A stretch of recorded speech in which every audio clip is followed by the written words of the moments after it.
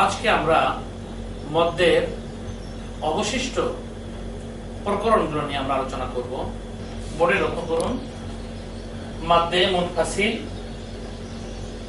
মাদ্দে মুত্তাসিল, মাদ্দে আওয়াজ ও মাদ্দে লাজিম, কলমি মুসাক্কার এবং আরো অন্যান্য প্রকারগুলো নিয়ে। প্রথমে মাদ্দে মুনফাসিল।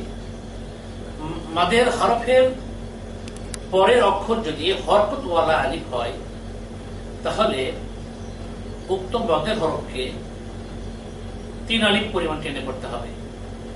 এর নাম হচ্ছে মদ্দে মুনফাসিল। লক্ষ্য করুন, এখানে আমি 2টি উদাহরণ দিয়েছি।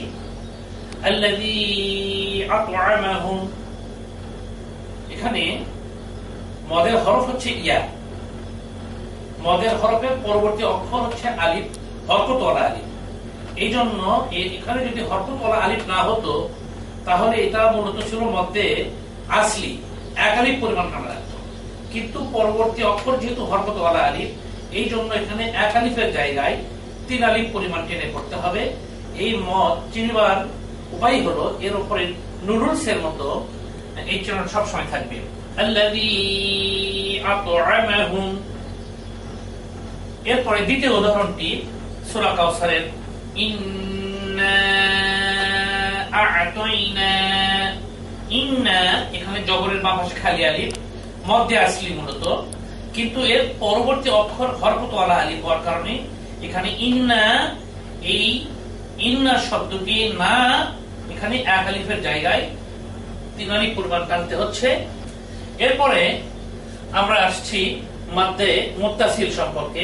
যে মদের হরফের পরের অক্ষর যদি উল্টা 2 এর মতো হামজা থাকে তাহলে উক্ত মাদের হরফকে 4 আলিফ পরিমাণ টেনে করতে হবে।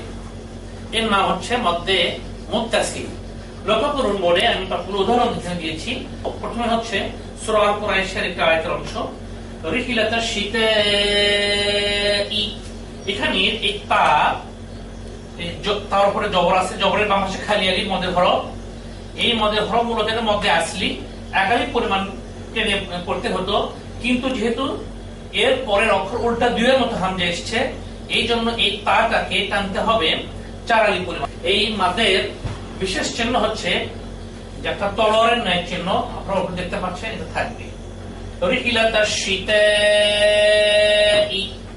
এর পরের উদাহরণ হচ্ছে সাআত। এখানেও জবরের বাম পাশে খালি আলিফ, মদের হরফ, তার পরবর্তী অক্ষর হচ্ছে উল্টা 2 এর মতো হামজা, তাই এখানে এই সাটাকে 4 আলিফ পরিমাণ টেনে করতে হবে। সাআত। এর পরের উদাহরণ হচ্ছে সুইন। এখানে পেশের বাম পাশে যজমালা ওয়াও, এই ওয়াওটা মদের হরফ, এর মদের হরফের পরের অক্ষরটা হচ্ছে উল্টা 2 এর মতো হামজা, তাই এখানেও একইভাবে 4 আলিফ পরিমাণ টেনে করতে হবে। সুইন। এরপরে আমরা সূরা নাসরের যে আয়াতের প্রথম অংশটুকু, এখানে জবরের বাম পাশে, জিমের উপরে জবর, বাম পাশে খালি আলিফ, মদের হরফ, মদের হরফের পরবর্তী অক্ষর উল্টা 2 এর মতো হামজা। আর কোরআন কারীমের যেখানে আপনারা এই ধরনের কন্ডিশন দেখতে পাবেন সেখানে 4 আলিফ পরিমাণ টেনে করতে হবে। এটি হচ্ছে মদ্দে মুত্তাসিল। এরপরে মাদ হচ্ছে মাদ্দে আওয়াজ। মাদ্দে আওয়াজের সংজ্ঞাটা আমি শব্দের আকারেই বলতে চাই। বিরতির জায়গায় 2 জবরের পরে খালি আলিফ আসিলে 1 আলিফ টানিয়া পড়িতে হয়, তাকে মদ্দে আওয়াজ বলে। এখানে আমি কতগুলো উদাহরণ দিয়েছি। এখানে বিরতির জায়গায় 2 জবরের পরে খালি আলিফ দেখতে পাচ্ছেন। এখানে বার উপরে 2 জবর, তারপরে খালি আলিফ আছে, এটা বিরতির জায়গা। তারপরে এখানে গফুর, এর উপরে 2 জবর আছে, 2 জবরের পরে খালি আলিফ দেখতে পাচ্ছেন, সেই আলিফের উপরে কোনো জবর জের পেশ নেই।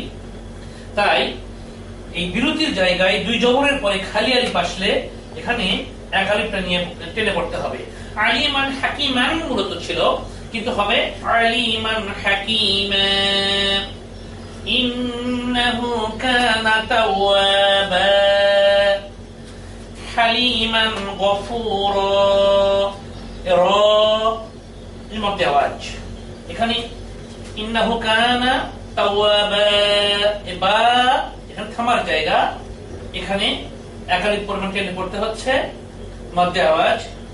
এরপরে আমরা আলোচনা করছি মধ্যে লাজিম কলমি মুসাক্কাল সম্পর্কে। মদের হরফের পরবর্তী অক্ষর যদি তাসদীদ বিশিষ্ট হয় তাহলে উক্ত মাদের হরফকে 4 আলিফ পরিমাণ টেনে পড়তে হবে, তাকে মাদ্দে লাজিম কলমি মুসাক্কাল বলে। লক্ষ্য করুন বলে আমি কতগুলো উদাহরণ দিয়েছি। সূরা আল ফাতিহার সর্বশেষ শব্দটি গায়রিল মাগদুবি আলাইহিম ওয়ালাদ-দাল্লিন, এখানে দোয়াতের উপর জবর আছে, জবরের বাম পাশে খালি আলিফ দেখতে পাচ্ছেন। এই খালি আলিফটা হচ্ছে মদের হরফ। মদের হরফের পরবর্তী অক্ষরটা হচ্ছে লাম, তার উপরে তাসদীদ আছে দেখতে পাচ্ছেন। তাই এই দ এটিকে 4 আলিফ পরিমাণ টেনে করতে হবে এবং এর চেনার উপায় হচ্ছে যে উপরে তলোয়ারের ন্যায় চিহ্ন আছে। এরপর এর উদাহরণ হচ্ছে এখানে দেখতে পাচ্ছেন হাজ্জ, জবরের বাম পাশে খালি আলিফ মদের হরফ। মদের হরফের পরবর্তী অক্ষরের উপর তাসদীদ আছে, সেহেতু এখানে হা 4 আলিফ পরিমাণ টেনে পড়তে হবে হাজ্জ। এরপরে দোয়াতের উপরে জবর, জবরের বাম পাশে খালি আলিফ মদের হরফ। মদের হরফের পরবর্তী অক্ষর লামের উপরে তাসদীদ, তাই এখানে এই দোয়াটাকে 4 আলিফ পরিমাণ টেনে পড়তে হবে দাল্লান। এরপরে এখানে দুটি মদ্দে লাজিম কলমি মুসাক্কাল আমরা পাশাপাশি দেখতে পাচ্ছি। এটা হলো হা জু। এখানে এই মদের হরফ জবরের বাম পাশে খালি আলিফ, এর মদের হরফের পরে জিমের উপরে তাসদীদ, আর এখানে ওয়াও মদের হরফ, মদের হরফের পরবর্তী অক্ষর নুনের উপরে তাসদীদ। তাই জু এবং হা এই দুটি 4 আলিফ পরিমাণ টেনে পড়তে হবে। আর তু হাজ্জুনি।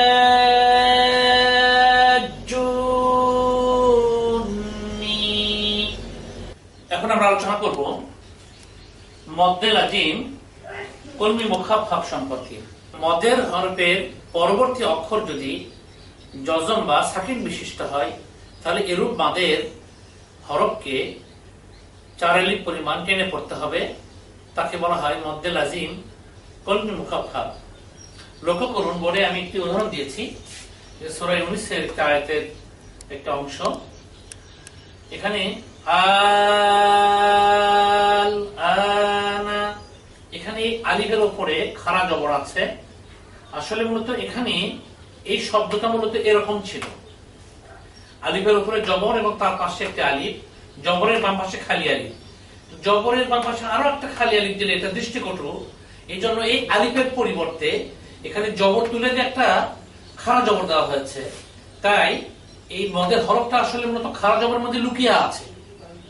তো এই মদের হরফের পরের অক্ষরটা হচ্ছে লাম, লামের উপর যে সাকিন আছে, এই জন্য এই আটাকে 1 আলিফ টানার পরিবর্তে 4 আলিফ পরিমাণ টেনে পড়তে হচ্ছে। এটি হচ্ছে মদ্দে লাজিম কলমি মুখাফফাফ। যদি এখানে সাকিন না থাকতো তাহলে এটা 1 আলিফ পরিমাণ মদ্দে বদল হিসেবে টানা লাগতো। তাই এটার উচ্চারণ এভাবে করতে হবে, আগে আলিফটাকে 4 আলিফ পরিমাণ টানতে হবে, তারপর লাম ধরতে হবে। আল আনা। এখন আমরা আলোচনা করব মাদ্দে লাজিম হরফি মুসাক্কাল সম্পর্কে। এটা এই মাদটা হবে হরফের মধ্যে। আর কোরআন কারীমের মধ্যে 2 প্রকারের আয়াত আছে। আল্লাহ পাক বলছেন এক প্রকার আয়াতের নাম হলো আয়াতে মুহকামাত, আরেক প্রকারের আয়াতের নাম হচ্ছে আয়াতে মুতাশাবিহাত। আয়াতে মুহকামাত হলো এমন আয়াত যেগুলো অত্যন্ত সুস্পষ্ট, দ্ব্যর্থহীন, যেগুলো তেলাওয়াত করলে সহজেই তার অর্থ হৃদয়ঙ্গম করা যায়, বোঝা যায়। আর এমন কিছু আয়াত আছে যে আয়াতগুলো একমাত্র আল্লাহ এবং আল্লাহ রাসূল ছাড়া আর কেউ এটার অর্থ বুঝতে পারে না। সে আয়াতগুলোর নামই হচ্ছে আয়াতে মুতাশাবিহাত। যেমন আমরা সূরা আল বাকারা, সূরা আনকাবুত, এরকম বিভিন্ন আয়াত, সূরা তোয়াহা, সূরা মারিয়াম, সূরা কফ, সূরা নূন, এই ধরনের আয়াতগুলোতে শুরুতেই আমরা এই ধরনের বিচ্ছিন্ন কিছু অক্ষর আমরা দেখতে পাই, এগুলোকে হরফে মুকাত্তাআত বলা হয়। যাই হোক, তো এই অক্ষরগুলোর উচ্চারণের ক্ষেত্রে যে সমস্ত অক্ষরগুলোর উপরে তাসদীদ আছে সেই বাদগুলোর নামই হচ্ছে মাদ্দে লাজিম হরফে মুসাক্কাল। যেমন আলিফ লাম মিম, তারপরে এই যে মিমের ওপর এখানে তোয়া সিন মিম, মিমের উপরে তাসদিদ আছে, তাই এখানে সিনটা উচ্চারণের ক্ষেত্রে একটু ব্যতিক্রম হবে। তা হচ্ছে সিন না বলে সিন বলতে হবে। তো সিন মিম, এভাবে তাসদিদ বিশিষ্ট হরফে মুকাত্তার এগুলোই হলো মাদ্দে লাজিম হরফে মুসাক্কার। এবার আমরা আসি মাদ্দে লাজিম হরফে মুখাফফাফ সম্পর্কে। তাসদিদ মুক্ত হরফে মুকাত্তা তথা আয়াতে মুতাশাবিহাতের যে মাদের হরফগুলো সেগুলোকে বলা হয় মাদ্দে লাজিম হরফে মুখাফফাফ। যেমন সূরা তাহার প্রথমে আছে তাহা, কাফ, হা, ইয়া, আইন, সাদ, কফ, নুন, হামিম। এবার আমরা বিবিধ শিরোনামে মাদের আরো কিছু বিষয় আলোচনা করব। তার মধ্যে আসছে বিরতির স্থানে মদ হবে এরকম কিছু ব্যতিক্রমী শব্দ। বিরতির জায়গায় যদি ইসা থাকে, মুসা থাকে, তাহলে সচরাচর বিরতির জায়গায় সর্বশেষ অক্ষরটা সাকিন হয়। তাহলে এখানে বলতে হয় মোস ইস, কিন্তু মোস ইস হবে না, না হয়ে এখানে একালিক পরিবার টেনে করতে হবে মুসা, ঈসা। তেমনি এখানে দেখতে পাচ্ছেন মুসাফফান, এখানে দুই জবর আছে, ইয়ার উপরে কিছু নেই, ইয়া খালি। বিরতির জায়গায় যদি এভাবে যদি হরকত মুক্ত ইয়া কিন্তু তার আগে দুই জবর থাকে, যেমন মুসাফফান, মুসাম্মান, সেখানে একালিক পরিমাণ টেনে করতে হবে মুসাফফা, মুসাম্মা। তেমনি লক্ষ্য করুন এখানে আরো একটি উদাহরণ আছে, হুয়াল্লাহুল্লাযী লা ইলাহা ইল্লা হু। আমি ইল্লাহু শব্দটি শুধু এখানে উল্লেখ করেছি। বিরতির জায়গায় যেহেতু সাকিন হয়ে যায়, তাহলে ওয়াটা সাকিন হয়ে গেলে পারে হাওয়া পেশ হু হচ্ছে, এই জন্য এখানে একালিক পরিমাণ টেনে করতে হবে ইল্লাহু। তেমনি মাহিয়া আছে, বিরতির জায়গায় যদি মাহিয়া থাকে তাহলে হা নিচে তো যে থাকছেই, কিন্তু বিরতির জায়গায় যেহেতু সর্বশেষ অক্ষরটি সাকিন হয়ে যায়, তাই হাই এজের হি, ইয়েটা মদের হরফ হয়ে যাচ্ছে, তাই এখানে একালিক পরিমাণ কেটে করতে হবে, বলতে হবে মাহি। মাহিয়া না বলে বলতে হবে মাহি।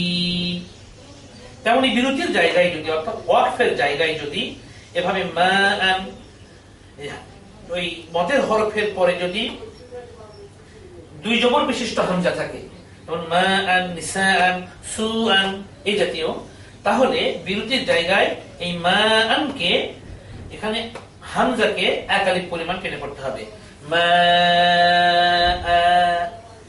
নিসান না বলে বলতে হবে নিসা। মাদের পরিস্থিতি আছে, পরিবেশ আছে, কিন্তু মদ হবে না, এরকম কতগুলো উদাহরণ আমি পেশ করেছি। এখানে লক্ষ্য করুন যে মদের হরফের পরে যদি তাসদিদ থাকে কিংবা সাকিন থাকে, তাহলে উক্ত মদের হরফে মাদ হবে না। যেমন ইহদিনা, নুন আলিফ জবর না, জবরের বাম পাশে খালি আলিফ না, মাদ হওয়ার কথা, কিন্তু যেহেতু সওয়াতের উপরে তাসদিদ এসেছে, এই নুনটা সওয়াতের সঙ্গে উচ্চারিত হবে, এই জন্য এই না এখানে মদ হবে না। ইহদিনাস সিরাতাল মুস্তাকিম। এরপরে এখানে দেখতে পাচ্ছি জালের উপরে পেশ আছে, কিন্তু পরবর্তী অক্ষরের উপর সাকিন আছে, এই লামটা যেহেতু জালের সাথে উচ্চারিত হচ্ছে, এই জন্য ওয়া এখানে মদের হরফ উচ্চারিত হবে, মাদ হবে না, যুল আরশিন হবে। ওয়া হুয়াল গফুর, অর্থাৎ মদের হরফের পরবর্তী শব্দের প্রথম অক্ষর যদি খালি আলিফ থাকে, অর্থাৎ জবরের বাম পাশে খালি আলিফ তো হলো, কিন্তু যেহেতু এটা পরবর্তী শব্দের প্রথম অক্ষর, সেহেতু এখানেও মদ হবে না, তাই এখানে হবে ওয়া হুয়াল গফুর। ওয়ার পরে আলিফ থাকা সত্ত্বেও মাদ হচ্ছে না। এভাবে আমরা আজকে মাদের বিভিন্ন প্রকরণ সম্পর্কে আমরা আলোচনা করলাম।